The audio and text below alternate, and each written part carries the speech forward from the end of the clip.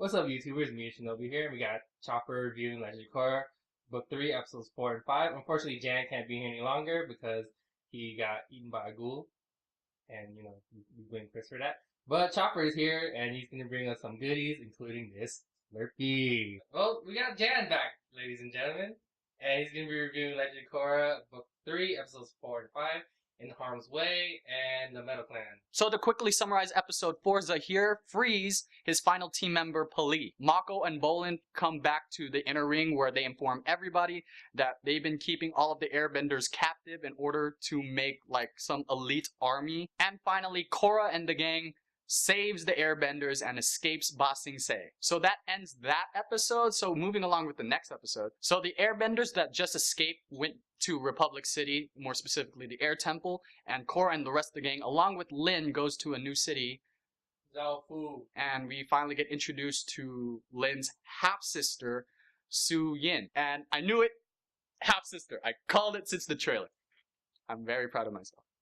We also get introduced to her daughter, Opal, and she is also a new airbender, and Korra decides to train her for a bit since they're going to be staying in the city for wow. And while all of that is happening, Zahir infiltrates the Air Temple in Republic City, shaves his head off, and tries to look for Korra, but fails. So that wraps up those two episodes, and I guess I could say it now. I feel like this book already is a lot better than the previous book. The pacing's much better. I like the fact that they got rid of the romance, so no more Mako and Korra. That was annoying. Asami and Korra seems to socialize a little bit more, which I like. Bolin's not as douchey, which is a plus. I feel like the latest episode, episode 5, the Metal Clan, is by far my favorite episode of the book so far because we got to explore a city that we never really saw before because it's a city revolving around metal. And to see it now is perfect timing because,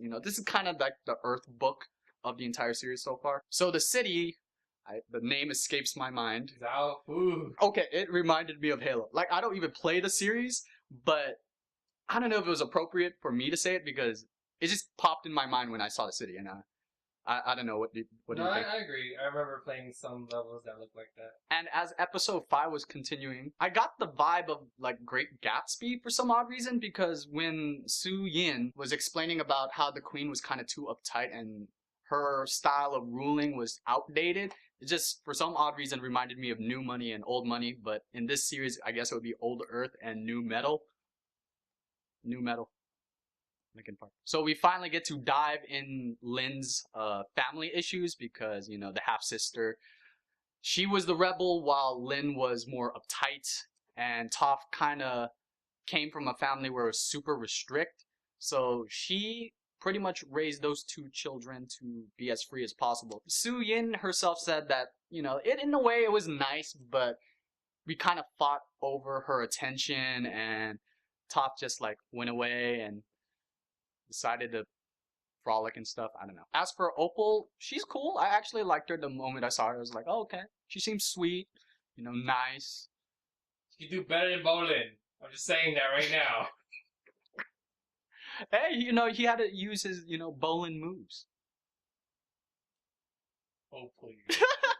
Now, as for the romance, which is technically true, they did state that there really wasn't going to be any romance in this, but they really are hinting at it. I mean, Jinora and Kai and Bolin and Opal, I mean,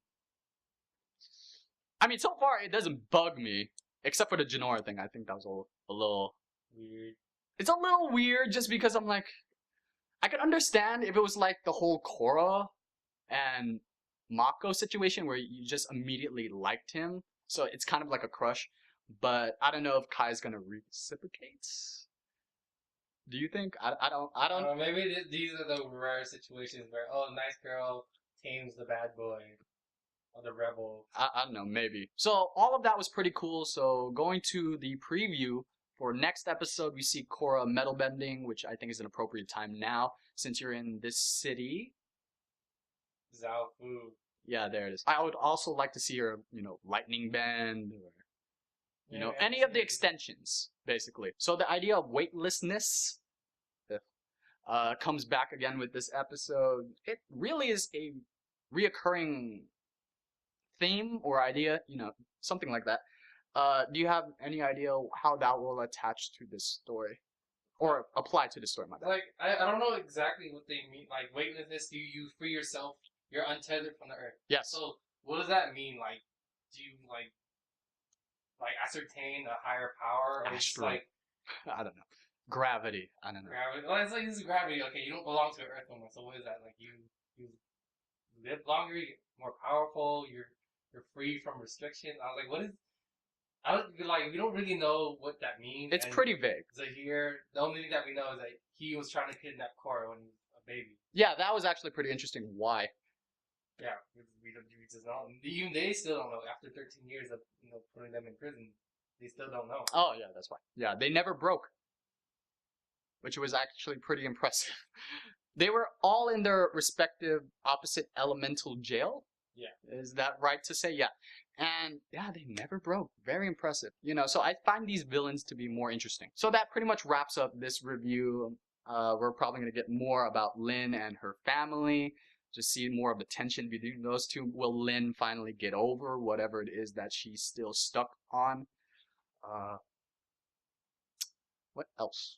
Maybe she can't have children or anything. Maybe that's why she's. Damn, that you just went heavy with that. I'm like, wow. Well, I mean, the only she's not fertile. I'm like, okay, God, oh goodness gracious. Like the only thing that she had closest to a relationship was Tenzin. Yeah, Tenzin. Yeah. Saw how that went. Do you think that she was possibly Tenzin's ex as well? Who? The Suyin? sister? Is that what you're trying to say? Oh, well, if that is true, then damn, Tenzin got around to. Hey, Tenzin is pretty good with ladies, apparently. So like I was trying to say earlier, this ends this video. If this continues on, I'm really gonna be happy because this book is so far going so well for me.